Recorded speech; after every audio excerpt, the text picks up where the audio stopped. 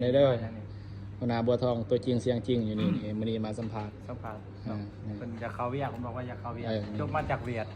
จากเวียดเนาะแบกกล้วยกล้วยเนาะ ที่ทานเจ็บหัวละ อยากเข้าแบกกล้วยบอก อยากมาแบกกล้วย ใบอันนั้นใบประกาศเขาจะบอกเขาแบกกล้วยได้ต้องไปหาเขาเวียดเฮ็ดจบใส่ได้ล่ะ เป็นกฎหมาย กฎหมายบอกกฎหมายก็ไปเขาของซับลียังอยู่เทิงเขายังหับอยู่ ตามดีอยู่คู่เด่นหมด แม่ นี้มาทำลึกหลาย ซับเลยกด เราก็จะ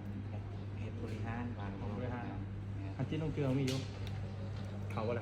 ได้ที่กันดูแคปได้เลยจ้ะ ใครต้องการเด้อ อยู่เข็มเบิงลุมก็มีนิคมซีฟเก่าแต่นิคมเก่าเด็ก อย่างทางลุมที่ว่าก่อนขี่ใกล้มากที แม่นะ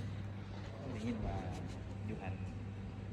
เหตุเวียกอย่างถ้าคูณลาย หักโคมตัวนี้คือกับคนที่ แบกว่าส่งมาออกมาแอนแทนว่าจะเพราะว่าให้เหตุบริหารเพราะว่าให้ส่งอาหาร มันกับบทัวไปเนาะเพราะเวียงบริหารนี่มันจะเห็นแบบว่าเขาจะคุมครองเนี่ยโรงอาหารเรื่องในโรงอาหารต้องในเพื่อนชาติบัตรซองอย่างนี้นะหรือว่าห้องพักกำก้อนเขาออกอย่างเขาต้องจดซื้อเขาอย่างนี้ ดูแลเหตุทุกอย่างในขั้นก่อน ก็ได้ซอยเมฆัวเนาะพอเวียงมันวางร้ายนะมันวางเกินไป เก็บตัวนี้นะ กับพวกเห็ดเนาะ ยาว จะยื่นเอกสารไม่ได้เจอเอกสารมีซื้อมานับดีกว่า คือตัวนี้เลย ใช่ เสร็จเลย ใช่ใบประกาศดี เดี๋ยวข้อหา มีแต่ ไฟในที่ของลิซูเม่เนี่ย โอเคอย่าลืมส่งใบประกาศเด้อ อยาก ทางหน้าที่สำหรับสาวๆคนใด ยังโสดอยู่วะนี่พียังโสดอยู่วะ